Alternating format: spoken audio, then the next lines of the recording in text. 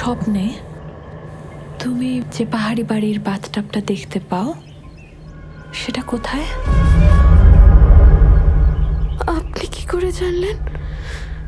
তুমি স্বপ্নে যা যা দেখো সেগুলো তো একটা চেতনা, ভিজুয়াল ইমেজেস।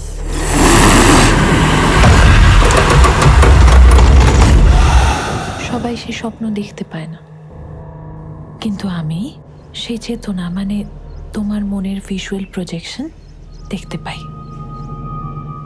অলৌকিক কিচ্ছু নেই এর মধ্যে। আমি যা যা দেখেছি আপনি সবটা দেখেছেন?